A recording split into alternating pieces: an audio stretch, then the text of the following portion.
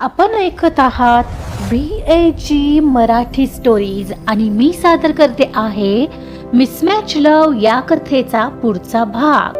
चला सुरुवात करते मिसमॅच लव भाग 53. गार्गीला चढलेल्या नशेमुळे ती वेड्यासारखी बडबड करत होती.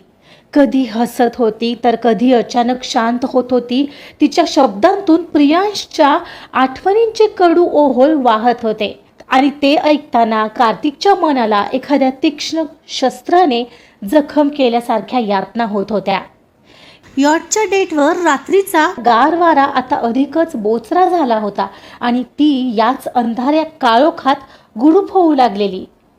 समुद्राच्या लाटांचं ते मंद हेलकावणं गार्गीच्या धुंदीत अजूनच भर घालत होतं आणि ती स्वतःला सावरायला कार्तिकलाच पकडत होती.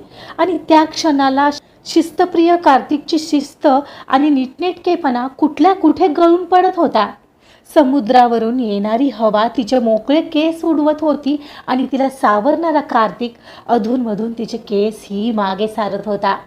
त्या निमित्ताने पहिल्यांदा तिच्या इतक्या जवळ आला होता तो. तिच्या बटा सारताना तिच्या गालांना होणाऱ्या स्पर्शाने त्याच्या मनात आणखीनच मखमली वादळ उठत होतं आणि तो बस कसा बसा स्वतःलाच सावरत होता. गार्गी, तू ऐकायला हवं होतंस माझं. का ड्रिंक केलंयस तू इतकं? मला खूप रडावं वाटतंय कार्तिक. खरंच मी चुकीच्या व्यक्तीवर प्रेम केलंय ना. काय करू मी आता? मी सोडणार नाही त्याला जर तो आता माझ्या समोर आला. असं कसं काय कोणी वागू शकतो रे? मला कळतच नाही आहे. गार्गी, ऐकणार असशील तर एक सल्ला देऊ का? Take it wisely. आता असं समज की आयुष्य दुसरी संधी देत आहे आणि उलट आणखी काही वाईट होण्याआत तुला त्याचं सत्य समजलंय. इट्स गुड ना? You are right. मला ना एक मोठा लेसन मिळाला आहे यातून. आणि तुला सांगू का काय तो? काय? प्रेम खोटं असतं, साप खोटं. तिच्या या वाक्यावर त्याने दूर कुठेतरी पाहिलं आणि दीर्घ सुस्कारा सोडला. त्याच्या मनात आत्ता या क्षणाला जे जळत होतं ते तिला तो सांगूच शकत नव्हता. तिला सावरणं आता उभं राहून शक्य नव्हतं. हे लक्षात येताच त्याने तिला तिथेच डेकवर खाली बसवलं आणि तो स्वतःही तिच्या अगदी शेजारी जाऊन बसला. गार्गीचं डोकं आता कार्तिकच्या खांद्यावर अलगद रेललं होतं. नशेत ती पूर्णपणे त्याला टेकून बसली होती.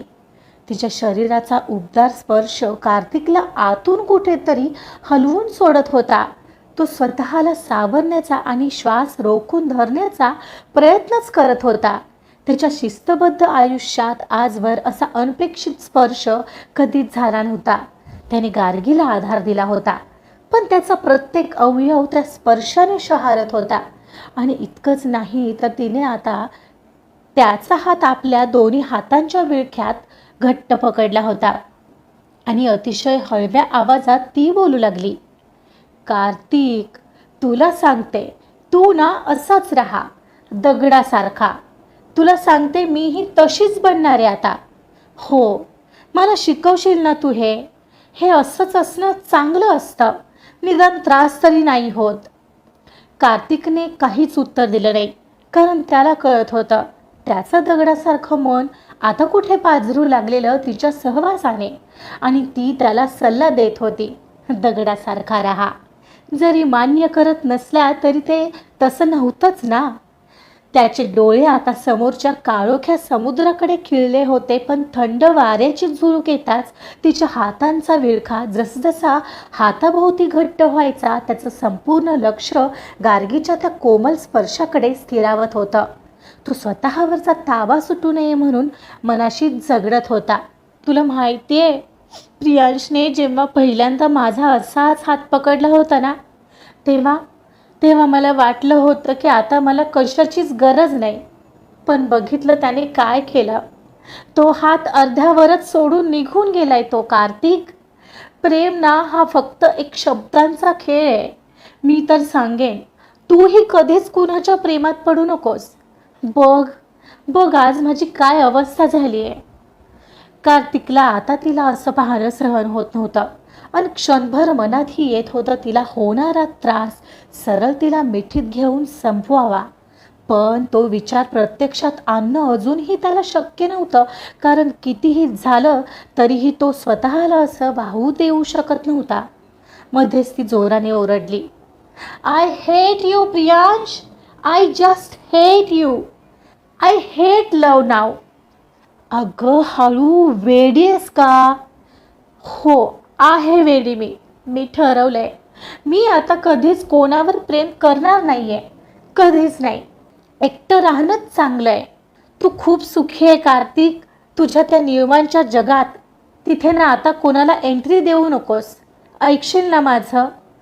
काय म्हणाली मी? बोल ना. तिने कार्तिकला जोराने हलवलं. हो नक्की, पण आता तू शांत बसतेस का? त्याचा आवाज नेहमीसारखा वाढला. बघ, तू रागवतोयस माझ्यावर, मला मोकळंही होऊ देत नाहीयेस.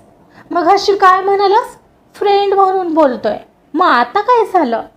ती रागाने बाजूला होत म्हणाली तसा तो तिला जवळ घेत म्हणाला, अगं मी रागावलो नाहीये, तुला त्रास होतोय म्हणून बोलतोय, आय स्वेअर.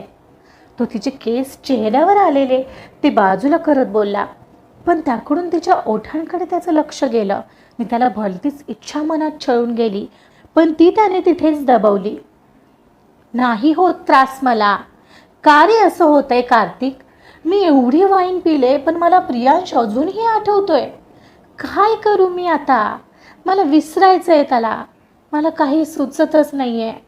असं काहीच नाही का ज्याने मी त्याला एका क्षणात विसरेन? ती त्याच्या डोळ्यात पाहत म्हणाली. इतक्या जवळ असताना तिच्या त्या खोल डोळ्यात पाहताना कार्तिकच्या मनात भावनांचा कल्लोळ होत होता. पण तरीही त्याने त्यातूनही एक दीर्घ श्वास घेतला आणि तिला मनगटावरील घड्याळ पाहत म्हणाला, एक काम करू गार्गी, 7:45 वाजायला आलेत. थोडं खाऊन घेऊ आणि रूमवर जाऊ. नाही, मला आज इथेच बसायचं आहे आणि भूक नाही आहे मला. मला आणखीन वाईन मिळेल का प्लीज? ती आर्जव करत म्हणाली. अजिबात नाही, चल उठ, मी हेल्प करतो तुला. नाही कार्तिक, मला नाही यायचं आहे रूमवर. आधी मी तयार नव्हते इथं यायला तर तू मला जबरदस्तीने आणलंस इथे. मग आता का? आता मला इथेच बसायचं आहे. बघ किती छान वारा सुटलाय. गार्गीने हट्ट धरला होता. तिचे डोळे आता झापड ओढल्यागत अर्धवट मिटले होते. कार्तिकने एक दीर्घ श्वास घेतला. तिला तिथं सोडणंच अशक्य होतं आणि समजावून सांगण्याची वेळ आता निघून गेली होती. त्याने सभोवतालचा कानोसा घेतला. डेकवर त्यांच्याशिवाय दुसरं कोणीच नव्हतं. त्याने झुकून एका झटक्यात गार्गीला आपल्या दोन्ही हातांच्या विळख्यात घेत चक्क उचलून घेतलं. आउच, काय करतोयस तू? म्हणत दुसऱ्याच क्षणी तिने आपला तोल सांभाळण्यासाठी कार्तिकच्या गळ्याभोवती हात आवळले. कार्तिकचं शरीर त्या स्पर्शाने अक्षरशः शहारलं.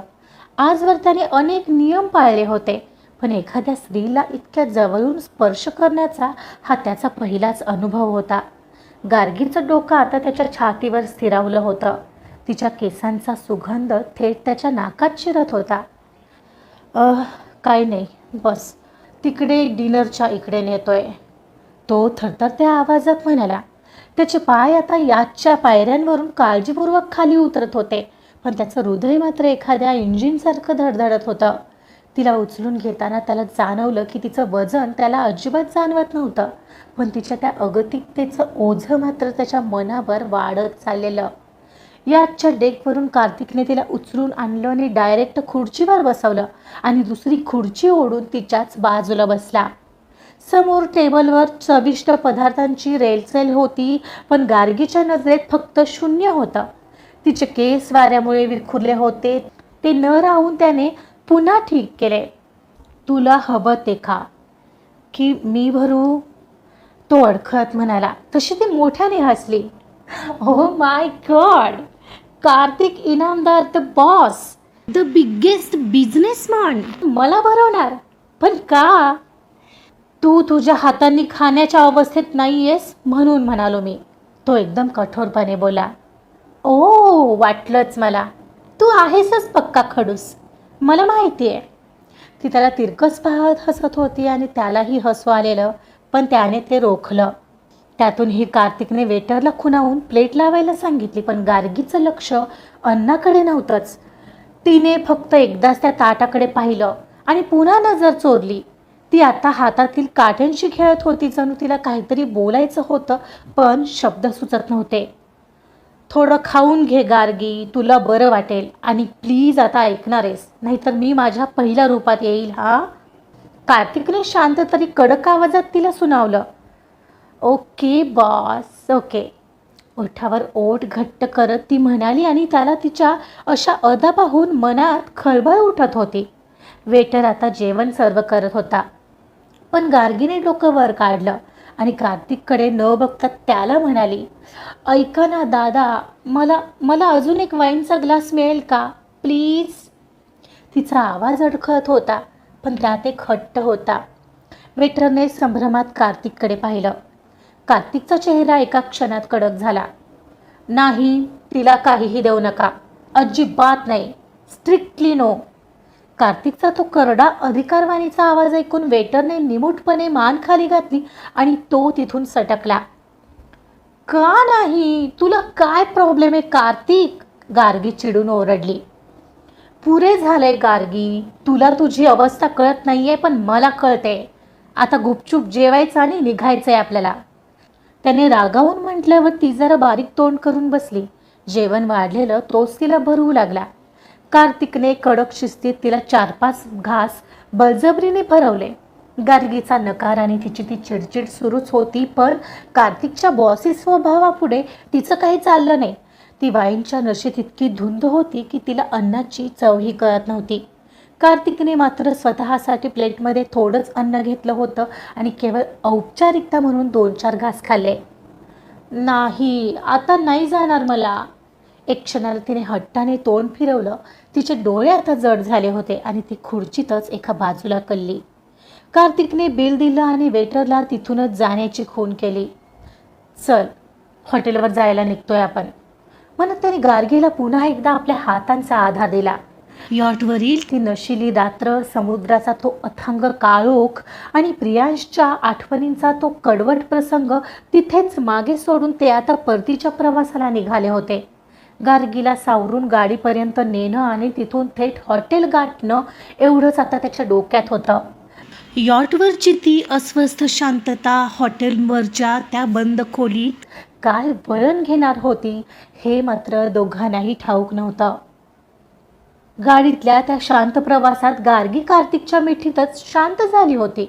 वाईनची ती चढलेली नशा आणि समुद्राच्या वाऱ्याने आलेला थकवा यामुळे ती गाढ झोपली होती. कार्तिकने तिला सावरून धरलं होतं, पण त्याच्या मनात विचारांचं काहूर माजलं होतं. आता अर्धवट शुद्धीत असणारा तो तिच्यापासून दूर कसा राहणार होता त्यालाच कळत नव्हतं. हॉटेल आल्यावर त्याने तिला अलगद आपल्या बाहूंमध्ये उचलून घेतलं. लॉबीतून लिफ्टपर्यंत आणि तिथून आपल्या रूमच्या दरवाजापर्यंत कार्तिकने तिला खाली उतरवलं नाही. रूमच्या दरवाजापाशी आल्यावर कार्ड सेन्सरवर लावण्यासाठी त्याने गार्गीला क्षणभर खाली टेकवलं. ती अजूनही पेंगतच होती. एका हाताने तिला पकडून एका हाताने लॉक उघडत त्याने तिला पुन्हा उचललं आणि आत नेऊन बेडवर अलगद झोपवलं. रूममध्ये फक्त बेडसाईड लॅम्पचा तो मंद पिवळसर प्रकाश पसरला होता. कार्तिकने वाकून तिच्या अंगावर ब्लँकेट ओढलं, पण तो बाजूला होणार इतक्यात गार्गीने त्याचा हात घट्ट पकडला.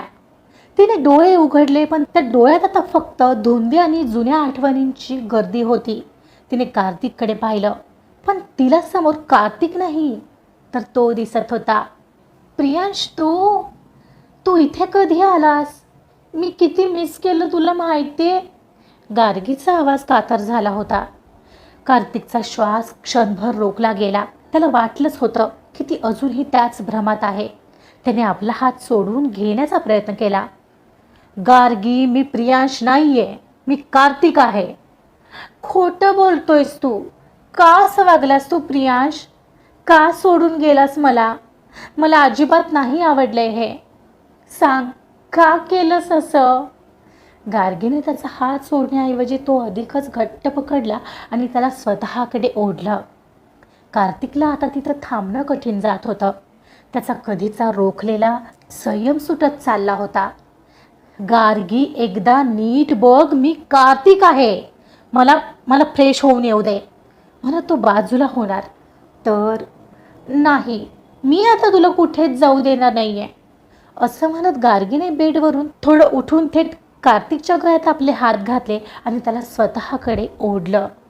कार्तिकचा इतका वेळ पाळलेला तो शिस्तबद्ध संयम आता पूर्णपणे कोसळायला लागला होता. गार्गीच्या केसांचा सुगंध, तिच्या श्वासाचा तो उबदारपणा आणि तिची ती अगतिकता त्याला पूर्णपणे विरघळवून टाकत होती. तरीही त्याने स्वतःला सावरत म्हटलं, गार्गी, मी इथेच आहे, मी आलोच. पण गार्गीने त्याला सोडलं नाही. तिने त्याची पकड अधिकच घट्ट केली. नाही ना प्रियांश, प्लीज इथेच थांब ना माझ्यासोबत. मला सोडून जाऊ नकोस. आता नाही सहन होणार मला हे सगळं, प्लीज. असं म्हणत तिने त्याला अजूनच जवळ ओढलं. ती आता त्याच्या मिठीत होती. मी तिचा गाल कार्तिकच्या गालाला स्पर्श करत होता. त्या स्पर्शाने कार्तिकच्या हृदयाची धडधड आता वेगाने वाढली. ज्या गार्गीला त्याने आत्तापर्यंत फक्त एक कॉन्ट्रॅक्ट मानलं होतं, तीच गार्गी आज त्याच्या इतक्या जवळ होती की त्यांच्यामध्ये श्वासाचंही अंतर उरलं नव्हतं. कार्तिकचे डोळे आता घट्ट मिटले गेले. त्याला तिला ओरडून सांगावं वाटत होतं की तो प्रियांश नाही आहे, पण त्या क्षणी त्याच्या तोंडून शब्दच फुटत नव्हते. त्याचा तो शिस्तप्रिय बाणा आता कुठल्या कुठे गळून पडला होता. त्याचे हात आपोआपच तिच्या पाठीवर होते, तिला बाजूला करण्यासाठी की तिला मिठीत घेण्यासाठी, हे आता त्याचं त्यालाही कळत नव्हतं. त्याचे विचार क्षणभर बंदच झाले होते. आजचा पार्ट इथेच संपलेला आहे. बापरे, अशा प्रकारे गार्गीने खूप जास्त ड्रिंक केलंय आणि दोघंही आता आउट ऑफ कंट्रोल आहेत. बघूया पुढच्या भागात काय होतंय. जाणून घेण्यासाठी ऐकत रहा मिसमॅच लव्ह. कथा आवडत असेल तर प्लीज लाईक करा, सबस्क्राईब करा आणि शेअर सुद्धा करा. Thank you so much.